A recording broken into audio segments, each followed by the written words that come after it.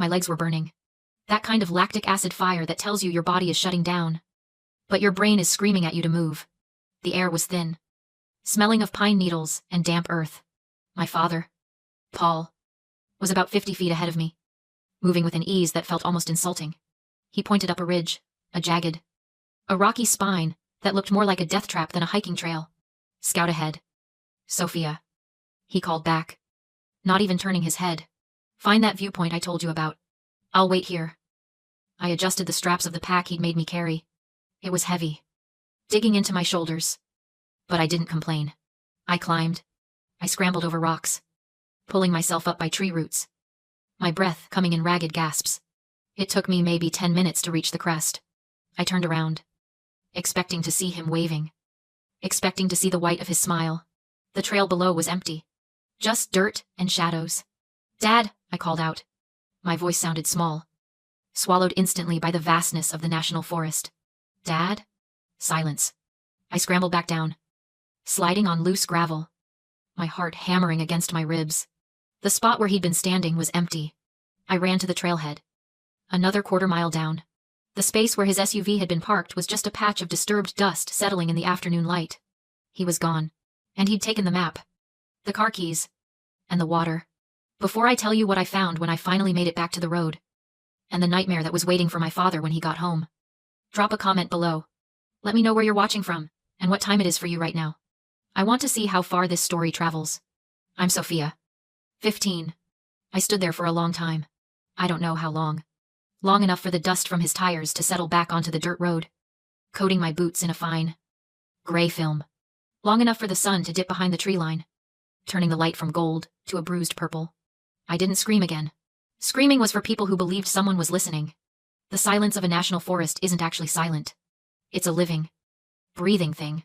The wind hissing through the lodgepole pines, the snap of a twig somewhere in the underbrush, the chitter of a squirrel. But right then, it felt like the world had held its breath. It's strange what goes through your mind when you realize the person who gave you life has decided to risk ending it. You don't think about the big things. You think about the small, stupid details. I thought about how he'd told me to pack light because he'd carry the heavy stuff. I thought about how he'd smiled when he handed me the water bottle at the car. A smile that didn't reach his eyes. I sat down on a large rock near the trailhead sign. The wood was weathered, carved with the initials of people who had come here and left safely. People whose fathers hadn't driven away. This wasn't just abandonment. It was a calculation. The forest around me was vast, indifferent, and ancient. There's a specific kind of terror that comes from being alone in the wilderness. It's the fear of the predator. The cold. The dark. But as the shadows stretched out like fingers across the dirt, I realized something that made my blood run colder than the mountain air. The wilderness wasn't cruel. It was just there. A mountain lion doesn't hate you. It's just hungry. A storm doesn't want to hurt you. It's just weather. Nature is honest in its indifference. My father was not honest. He had planned this. He had mapped out the route, calculated the drive time, and chosen this specific, dead zone spot where the cell towers couldn't reach. He had looked at the weather forecast to ensure it would be cold enough to scare me, but maybe hopefully not cold enough to kill me. Or maybe he didn't care either way. That specific, curated malice was infinitely more terrifying than the bears or the wolves. The animals just wanted to survive. My father wanted to erase me. I pulled my backpack off my shoulders. It felt lighter than it should have. I unzipped the main compartment. A half-empty water bottle, a rain jacket, a flashlight with batteries that rattled, sounding loose. No food. He'd kept the food in his pack, to balance the weight, he'd said. Panic tried to claw its way up my throat. Hot and acidic. I squeezed my eyes shut. Don't you dare. I told myself. Do not give him the satisfaction of your tears. I took a deep breath, inhaling the scent of pine resin and dust. I needed to think like Grandma Eleanor. What would she do? She wouldn't cry. She would assess her assets. I ran my fingers along the bottom seam of the backpack's inner lining. I felt it, a hard, rectangular lump. Grandma hadn't trusted him. Not for a second. Before I left, she'd pulled me into her study, her face stern, and handed me a heavy, rubberized brick. It's a satellite phone, she'd said. Fully charged. Emergency beacon included. Sew it into the bag. Tell no one. At the time, I thought she was being paranoid. I thought she was just trying to ruin my chance to finally bond with my dad. Now, I ripped the stitching open with my house key. The phone fell into my lap. Black and rugged. I pressed the power button. The screen glowed to life. A bright green artificial eye in the gathering dusk. Searching for signal. 1 bar. 2 bars. I didn't call 911. I didn't call my mom. I dialed the only number that mattered. It rang once. Sophia, Grandma's voice was sharp. Immediate. He left me. I said. My voice didn't shake. I'm at the trailhead. He took the car. I'm tracking your signal, she said. Stay put. The extraction team is already in the air. I looked up at the sky, watching the first stars blink into existence above the tree line. I wasn't a daughter anymore. I was a survivor. And the war had just begun. The temperature dropped fast. It wasn't a gradual cooling. It was a sudden, biting chill that seemed to seep up from the ground itself. I pulled my knees to my chest, trying to conserve heat, and stared at the empty trail where my father had vanished. A normal person would ask, why did you go with him? Why did you get in the car? But the people asking those questions have never been a 15-year-old girl living in a house where affection is a currency you have to earn. And the exchange rate changes every day. I didn't follow him up that mountain because I was stupid. I didn't carry a 50-pound pack while he carried nothing because I was naive. I did it because I had been trained to believe that my value as a human being was directly tied to my utility. It started with Vanessa, my stepmother. She didn't yell. Yelling leaves echoes. She preferred the quiet, slicing comment delivered with a smile. Sophia, try not to be such dead weight today, she'd say when we were packing for a trip. We have enough baggage without you adding to it. She made it clear I was an overhead cost, a line item that provided no return on investment. And my father, he didn't defend me. He capitalized on it. I closed my eyes, and the memory of the conversation that started this whole nightmare played out against the back of my eyelids. It was 3 days ago. We were in the kitchen. The stainless steel appliances were gleaming, cold and sterile. We're going on a trip, Paul had said. Just us. No Vanessa. No kids. A real hike. Deep woods. I had hesitated. I remembered the last bonding trip, where I ended up babysitting Olivia and Mason while he drank scotch by the pool. He saw the hesitation. He leaned in, his voice dropping to that conspiratorial tone that always made me feel special. Even though I knew it was a trap. This is your chance, Sophia, he said. Show me you're not weak like your mother. Show me you can pull your own weight. Carry the gear. Navigate the trail. Prove you belong in this family. Prove you belong. That was the hook. That was the trap. The trap of normalized cruelty. I believed that if I could just carry enough, suffer enough, and work hard enough, I could buy my way into his heart. I believed that love was a transaction. If I provided labor, physical, emotional, silent labor, he would provide protection. So I took the heavy pack. I didn't check it because I trusted him to pack the essentials. I didn't complain about the weight because the weight was the point. The weight was my offering. Look, Dad. Look how strong I am. Look how useful I am. Please don't throw me away. I looked at the backpack sitting in the dirt next to me. I unzipped the main pocket again. The flashlight. The rain jacket. It hit me then.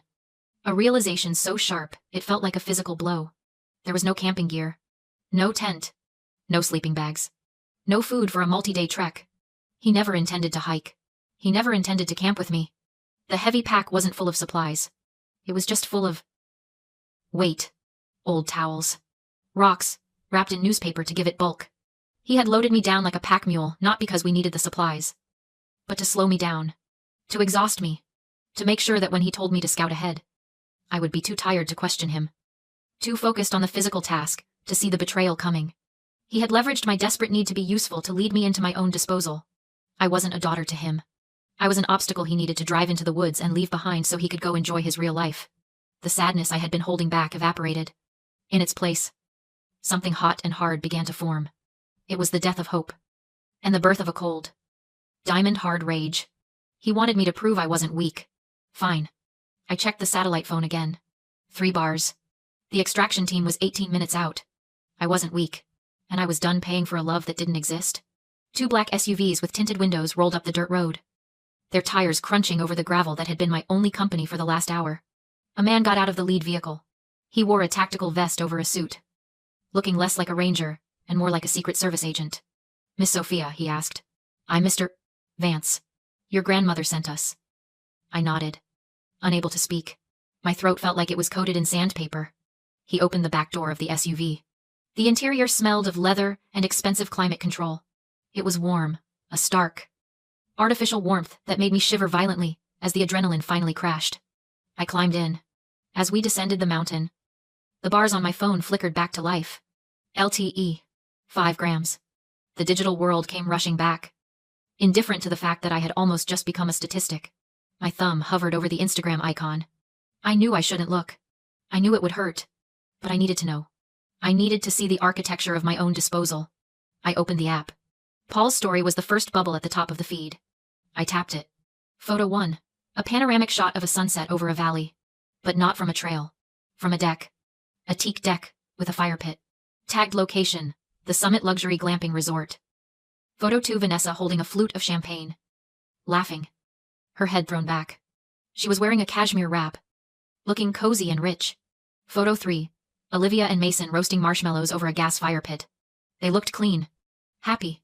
Photo 4. A selfie of my father. Ideally lit by the firelight. He was holding a glass of scotch. Smiling, that charming, confident smile that had fooled everyone. Including me. The caption read, "Finally some peace and quiet in nature." Resetting with the crew. Peace and quiet. He wasn't lost. He wasn't looking for me. He wasn't even hiking. While I was shivering in the dirt, wondering if I would freeze, he was 20 miles away, drinking scotch and toasting to his freedom from the baggage. He hadn't just left me, he had erased me to upgrade his vacation. I felt a coldness settle in my chest that had nothing to do with the mountain air. It was the death of the girl who just wanted her dad to like her. I exited Instagram and opened my messages. I typed 3 words. A trap. Where are you? The 3 dots appeared immediately. He was holding his phone. He was probably looking at it right now. Annoyed that his peace and quiet was interrupting him. The message came through a moment later. Stop the drama. Sophia. You wanted to be independent. Figure it out. Consider this a lesson in resilience. Find your own way back. I stared at the screen. Find your own way back. He didn't know I was in an armored SUV, paid for by the woman he hated most in the world. He thought I was still on the mountain. Or maybe walking down a dark highway. He didn't care. To him, this was a game. A power move. He was teaching the dog to stay outside so he could enjoy dinner. I took a screenshot. Then another. I saved them to the cloud. Mr. Vance. I said. My voice steady. Yes. Miss. How far is the Summit Resort from here? He glanced at the GPS. About 40 minutes. Good. I said. Take me to Grandma's first. We have some paperwork to do. I looked out the window at the passing trees. They didn't look scary anymore. They looked like witnesses. My father wanted me to learn a lesson. I learned it. I learned that he was a monster. And monsters don't get to live in castles. They get evicted. The iron gates of the Blackwood estate didn't just open. They parted like the Red Sea. Mr. Vance drove us up the winding driveway. Past manicured lawns that looked like they had been cut with nail scissors. I had been here before. For stiff holiday dinners where my father spent the entire time trying to impress Grandma Eleanor and failing. But tonight, it felt different. It felt like a fortress. When the SUV stopped, the front door was already open. Grandma Eleanor stood on the top step. She wasn't wearing a shawl or looking like a worried grandmother. She was wearing a structured blazer and holding a glass of iced tea that wasn't sweating. She looked like a general surveying a battlefield. I climbed out, conscious of the dirt on my face, the pine needles in my hair, the smell of fear sweat that still clung to me. She didn't rush to hug me. She walked down the steps, her cane tapping a steady rhythm on the stone. She stopped in front of me, reached out a hand, and lifted my chin. Her eyes were sharp, scanning me for injuries. Did he hit you? She asked. No, I croaked. He just left me. Good. Physical wounds heal too fast. This gives us leverage, Eleanor said before leading me into the library, where her team was waiting. She gestured for me to sit. Sophia. Do you know who owns the mountain cabin your father lives in? Yes, he does. He bought it 3 years ago. Eleanor gave a sharp laugh. He hasn't bought anything since 2008. The cabin belongs to the Blackwood Family Trust, a subtrust created for your protection. I stared. Mine. He was allowed to stay there only as a caretaker, she said. Housing and a stipend, in exchange for keeping you safe. An agreement he broke the moment he abandoned you in the woods. Ms. Sterling read the clause confirming his residency could be revoked immediately for any act of endangerment. Eleanor picked up her phone. He thinks he's glamping until Sunday.